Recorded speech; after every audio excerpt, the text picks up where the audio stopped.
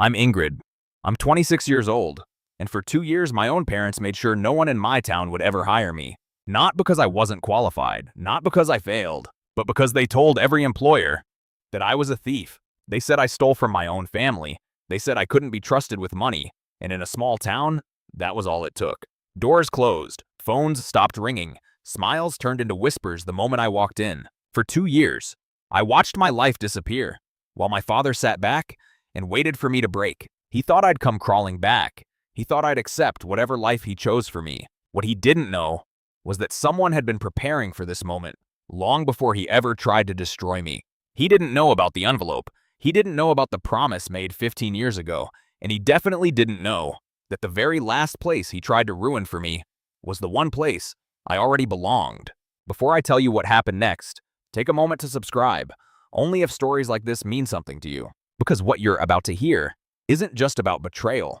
It's about control, survival, and the kind of truth that doesn't show itself until the very end.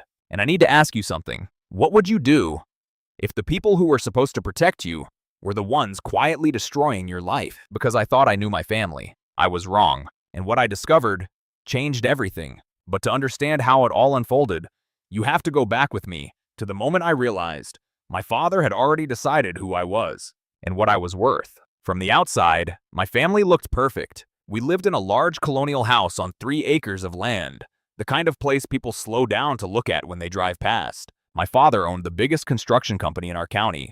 My mother hosted elegant dinners with polished silver and fresh flowers every week. And my older brother, Marcus, was everything my father had ever wanted. Confident, charismatic, destined to take over the business. People used to say we were lucky. What they didn't see was how quiet everything became when I walked into a room. At the dinner table, conversations always revolved around Marcus, his future, his achievements, his plans. I sat at the edge, passing plates, listening. My father had a way of speaking that filled the room. Every word sounded like a rule. A man builds his legacy through his work, he would say. Looking directly at Marcus. He never said anything like that to me, because in my father's world, daughters didn't build legacies. They were part of them. I remember one night, I was 16. I was walking past the kitchen when I heard his voice, low but sharp. Daughters don't need to achieve, he said. They need to learn how to keep a home. Ingrid will marry well. That's enough. I stood there in the hallway, frozen. That was the moment something inside me shifted. Not loudly, not dramatically, just quietly, like a door closing. After that, I stopped asking for things. When Marcus wanted to study abroad in London, my father paid for everything without hesitation. When I asked about the same program 2 years later, he laughed. What for, he said. You'll end up married anyway. So I stayed. I went to a local university. I commuted from home. I kept my head down. And I worked. I studied accounting. Numbers made sense to me. They were honest. They didn't change depending on who was in control. And for a while, I thought if I just worked hard enough, things might change. The summer before college, my parents gave me a credit card. For necessities, my mother said gently, sliding it across the table. Books, supplies. Whatever you need. My father didn't even look up from his newspaper. You're covered, he said. I took that seriously. I bought textbooks, a used laptop, basic supplies. Nothing extra, nothing careless. Over 3 months, I spent $1,200. And when the bill arrived, everything changed. I can still see it. The dining room, the chandelier light reflecting off the table, the sound of paper hitting wood. Hard. $1,200, my father said, standing now. His voice wasn't loud. It was worse than that. It was controlled. Who gave you permission to spend this much? You did, I said quietly.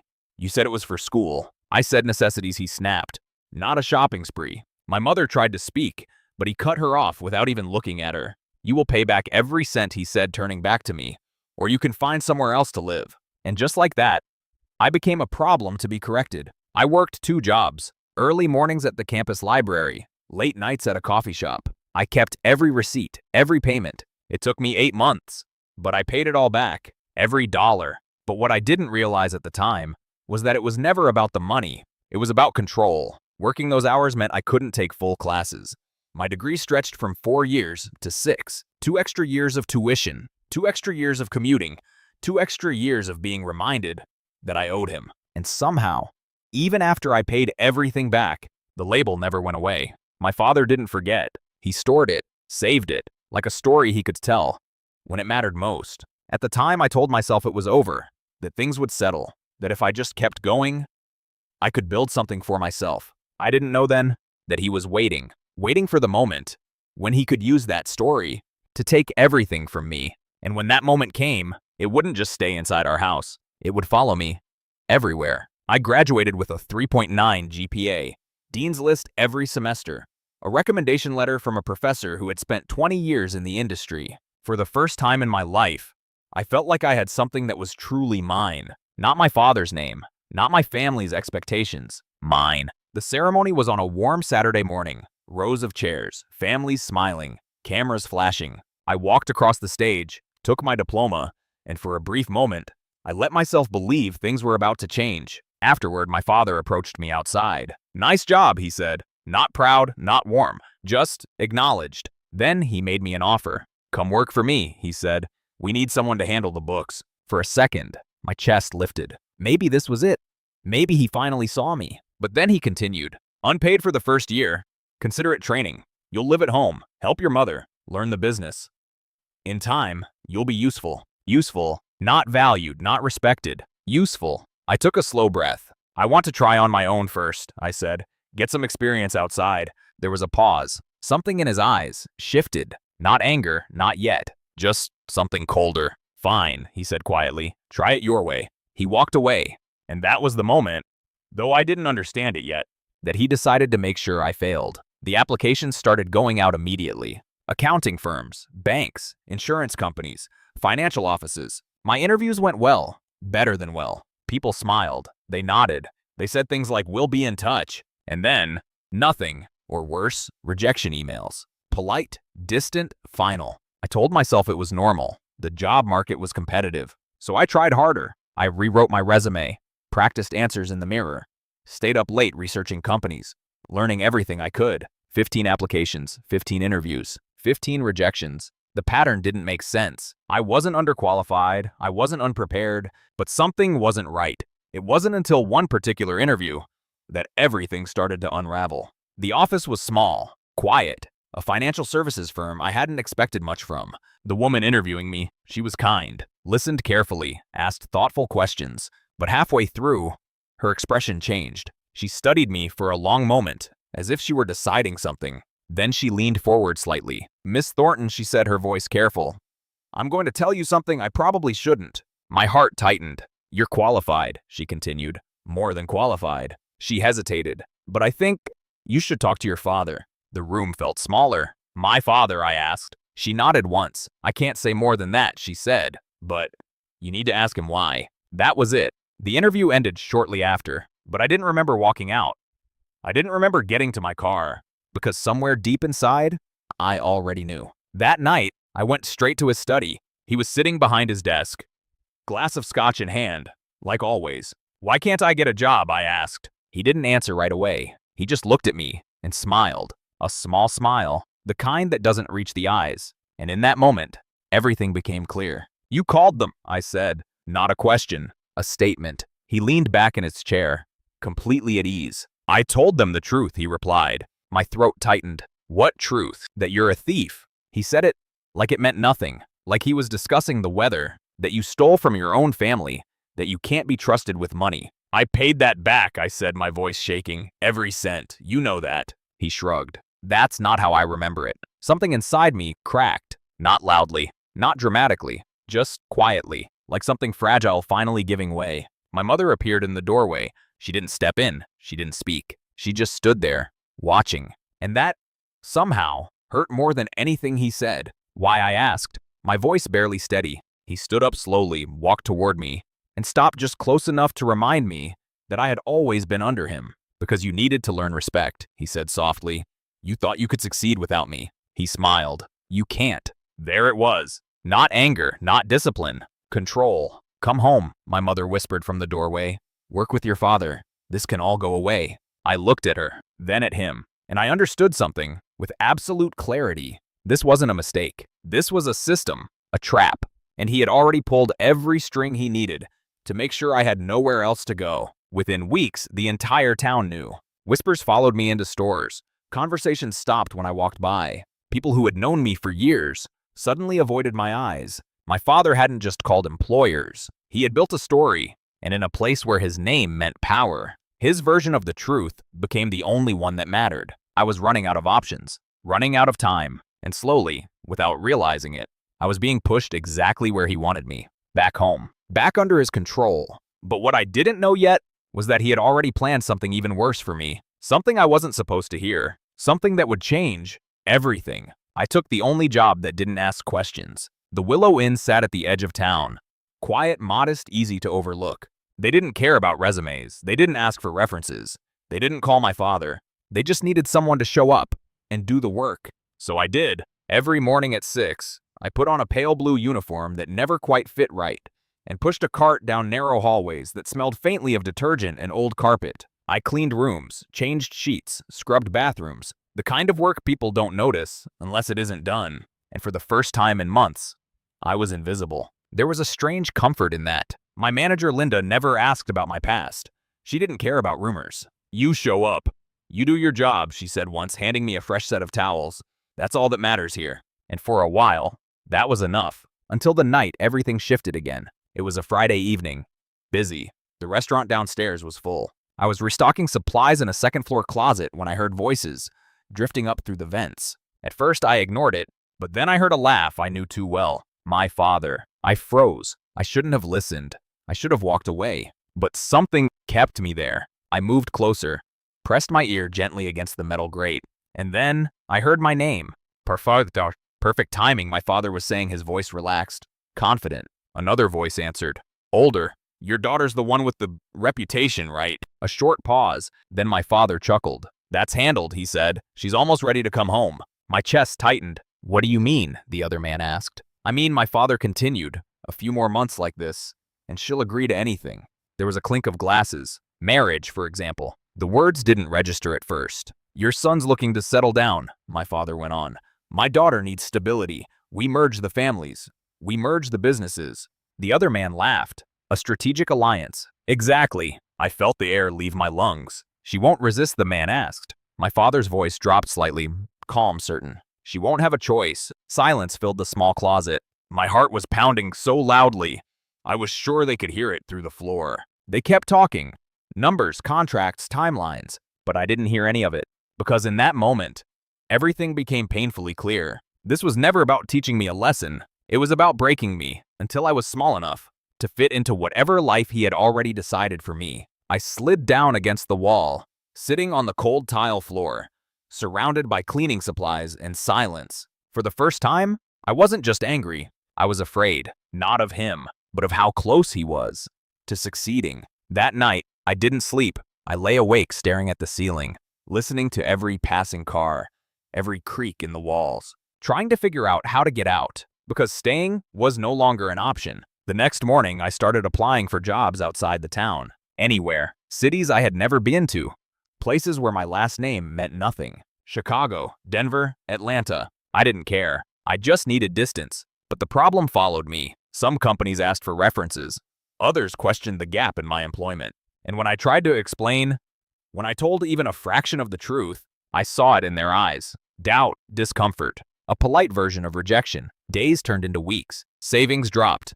Options narrowed. And just when I felt like I was running out of time, something unexpected happened. It started with something small. A phone I had forgotten about. I was going through old boxes one afternoon, looking for anything I could sell, anything that might help with rent.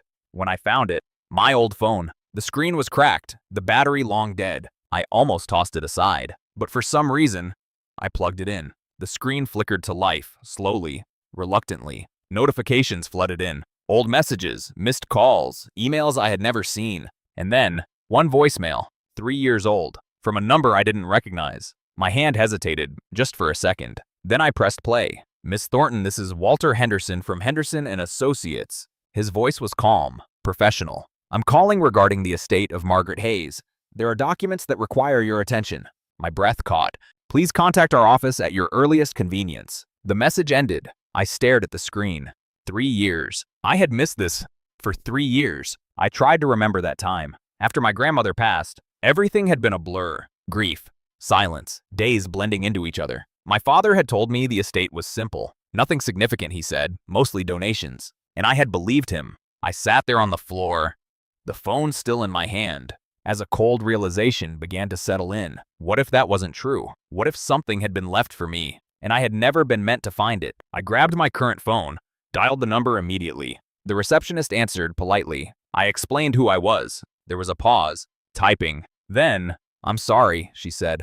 "Mr. Henderson retired last year. His cases were reassigned." My grip tightened. "Can you tell me where mine went?" Another pause. More typing. "There's a note here," she said slowly, "that multiple attempts were made to contact you, but your father informed the office that you were not interested in pursuing the matter." Everything went still. What I whispered. "I'm just reading what's documented," she replied carefully. My mind raced. He intercepted it. He told them I didn't want it. He made sure I never knew. I ended the call without saying goodbye and sat there in silence, because suddenly, everything my grandmother had ever said to me came rushing back. "I've already prepared for your future." At the time, I didn't understand. Now, I wasn't so sure, because if she really had prepared something, if she had seen all of this coming, then somewhere out there, there was still a piece of my life that my father hadn't been able to touch. I just didn't know where to find it. Not yet, but I was about to. And when I did, nothing would ever be the same again. A week passed, and I heard nothing. No call back, no follow-up, no answers. If there had been something left for me, it felt like it had vanished, just out of reach. But I couldn't let it go, because for the first time in 2 years, there was a possibility, however small, that my life hadn't been completely taken from me. Then one morning, everything changed. I was sitting on the edge of my bed, laptop open, halfway through another application, when an email came in. The subject line was simple: interview invitation. I almost ignored it, until I saw the name, Mercer Holdings. I frowned. I didn't remember applying there, not clearly. It was the kind of company you apply to, knowing they'll never respond. Large, established, competitive, way beyond anything I had expected. My hands hesitated over the keyboard before I opened it. "Dear Miss Thornton," I read the first line twice, then 3 times. "We would like to invite you for an in-person interview at our headquarters." That wasn't unusual, but the next line stopped me. "This interview will be conducted by our CEO, Mr. Daniel Mercer, personally." I stared at the screen. CEOs didn't interview entry-level candidates. That didn't happen. Not like this. For a moment, I thought it might be a mistake, or worse, some kind of joke. But something deep inside me, quiet, persistent, told me not to dismiss it. My grandmother's voice, echoing in the back of my mind. "When the time comes, you'll know." I didn't understand why, but I replied. 2 days later, I was on a bus heading out of town, $47 in my pocket, a secondhand navy suit folded carefully beside me, and a feeling I couldn't quite name. Not hope, not yet, but something close to it. The city felt different the moment I arrived. Larger, faster, like no one had time to care about where you came from. For the first time in a long time, that felt like freedom. The night before the interview, I stayed in a small motel near the station. The room was plain. The air smelled faintly of cleaning chemicals, but it was quiet, and it was mine. I stood in front of the mirror, adjusting my jacket, smoothing out wrinkles, practicing answers under my breath. "Tell me about yourself. Why do you want to work here? What explains the gap in your employment?" That one, I never got right, because there is no easy way to say. My father destroyed my reputation. Morning came too quickly. I dressed carefully, took a deep breath, and walked toward the building. Mercer Holdings towered above the street, glass and steel reflecting the morning light. For a moment, I hesitated, because standing there, I felt small, like I didn't belong. And maybe I didn't, but I stepped inside anyway. The lobby was quiet, polished, precise. Everything about it spoke of control, success, order. I approached the reception desk. "My name is Ingrid Thornton," I said. "I have an interview." The receptionist typed something, then looked up at me. Her expression changed. Not confusion, recognition. "Yes, Miss Thornton," she said. "You're expected." Expected. The word settled strangely. "Mr. Mercer will see you personally," she continued. 26th floor. I nodded, trying to stay calm, as she handed me a visitor badge. The elevator ride felt too fast, too quiet, and with every floor, the same thought circled in my mind. Why me? The doors opened. A woman approached immediately. "Miss Thornton," she said warmly. "Right this way." She led me down a hallway lined with framed photographs, milestones of the company's history. At the end, she stopped. "He's been expecting you," she said softly. Expecting me. For how long? I didn't ask. I couldn't. My hand rested briefly on the door before I pushed it open. The office was larger than my entire apartment. Floor-to-ceiling windows, clean lines, quiet authority. And standing near the window was a man I had never met. But somehow, he looked at me, as if he already knew exactly who I was. "Miss Thornton," he said. His voice was calm, measured. "Please, sit down." I did. My heart was beating too fast, my thoughts struggling to keep up. "Before we begin," he said, "I need to give you something." Something. He walked to a safe built into the wall, entered a code, and carefully removed an envelope. Old, sealed, deliberate. He placed it in front of me, gently, and for a moment, I couldn't move, because I recognized the handwriting immediately, even before I read the words. "Only to be opened when Margaret Hayes has passed. And her granddaughter, Ingrid Thornton, comes here." My breath caught. I looked up at him, confused, overwhelmed. "How?" I whispered. He met my eyes, and for the first time, I saw something shift in his expression. "Respect. Your grandmother," he said quietly, "was a remarkable woman." The room felt different now. Heavier, like something long hidden, was finally about to be revealed. And as my fingers moved toward the seal, I realized something. This wasn't coincidence. This wasn't luck. This was something that had been set in motion years ago. Something my father had never seen coming. And whatever was inside that envelope was about to change everything. My hands trembled, just slightly, as I broke the seal. The paper inside was old, carefully preserved. There were 3 items: a letter, a certificate, and a small leather journal. I reached for the certificate first. My eyes scanned the page. Once, then again. Slower. Certificate of stock ownership. My name. 8%. Mercer Holdings. For a moment, the words didn't make sense. "I don't understand," I whispered. Mr. Mercer sat across from me, calm, steady. "When your grandmother invested in my company," he said, "she didn't put the shares in her name." He paused, letting the meaning settle. "She put them in yours." I stared at him. In trust, legally protected, untouchable. My mind struggled to catch up. "But why didn't anyone tell me?" "Because she didn't want anyone to know," he replied. "Especially your father." The room went quiet. All the years, all the control, all the carefully constructed limits. And this had been there the entire time. Waiting, hidden, safe. I opened the letter next. Her handwriting. Soft, familiar. "My dearest Ingrid." My vision blurred before I reached the second line. She had known. Not the details, not the exact events, but the pattern. The kind of man he was. The kind of future he would try to force. "I couldn't save your mother," she had written, "but I promised myself I would save you." Each word, steady, certain. She had built something, quietly, years before I ever needed it. A door. One he couldn't close. I didn't realize I was crying until I felt the tears fall. When I finally looked up, Mr. Mercer was watching me, respectfully silent. "There's something else," he said gently. My chest tightened. "Your father called this morning." The air shifted. "What did he say?" I asked. He held my gaze. "He told me you were a thief." "Of course he did. He was very convincing," Mr. Mercer continued. "Very certain. And you believed him." A small pause. "I listened," he said. Then his voice changed, just slightly. "And then I reviewed the documentation your grandmother left behind. The journal. 30 years of notes, patterns, behavior, truth, recorded quietly over time. And I realized something he said." He leaned forward slightly. "Your father didn't just try to sabotage a candidate. He let the words settle. He tried to sabotage a shareholder." Silence filled the room. For the first time in 2 years, I felt something shift. Not anger, not fear, power. The kind that doesn't need to prove itself. "Does he know?" I asked quietly. Mr. Mercer shook his head. "Number." A small pause. "But he will." A few days later, I stood in a private room overlooking a ballroom filled with people I had never met.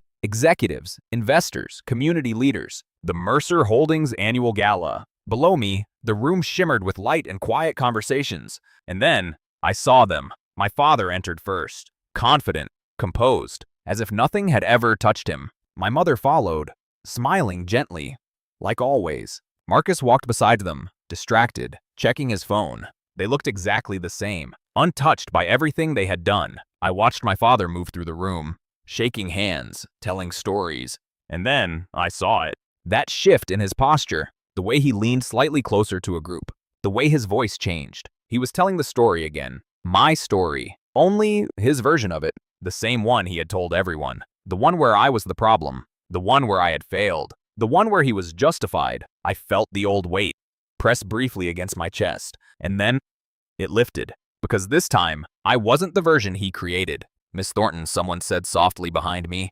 It's time. I took a breath, steady, then stepped forward and into the light. The room shifted the moment I entered. Not dramatically, just enough. People turned, voices softened, and then my father saw me. Everything in him stopped. Confusion first, then disbelief, then something else, something sharp. Anger. What is she doing here? He said, his voice cutting through the room. He moved toward me, quickly, each step louder than the last. This is a private event, he snapped. She shouldn't be here. The room went quiet. All eyes on him now. Mr. Mercer stepped forward calmly. She's exactly where she's supposed to be, he said. My father turned to him. You don't understand, he insisted. She's a thief, I told you. I'm aware of what you said, Mr. Mercer interrupted. His voice didn't rise. It didn't need to. I'm also aware that your daughter owns 8% of this company. The silence that followed was absolute. My father froze. The words didn't register at first. Then, slowly, they did. That's impossible, he said. It's documented, verified, filed. Mr. Mercer's voice remained steady. She has been a shareholder for years. My father's face changed. The certainty gone, replaced by something else. Panic. You're lying, he said. This is some kind of trick. No, Mr. Mercer replied calmly. What you're seeing is the truth. And then something unexpected happened. My father laughed, but it wasn't confident. It wasn't controlled. It was unraveling. You think this changes anything? He said, turning slightly, as if looking for agreement. She's still the same. He stopped, because no one was agreeing. No one was nodding. They were watching, really watching. For the first time, they weren't seeing his version. They were seeing him. I tried to help her, he continued louder now. I gave her everything. And you told every employer she was a thief, Mr. Mercer said. You destroyed her reputation. You tried to control her future. Each sentence landed clean, direct. My father opened his mouth, and for the first time, nothing came out, because there was nothing left to say. The room stayed silent. No whispers, no movement, just the quiet weight of truth. And in that moment, everything he had built began to fall apart. Not because I exposed him, but because he had finally revealed himself.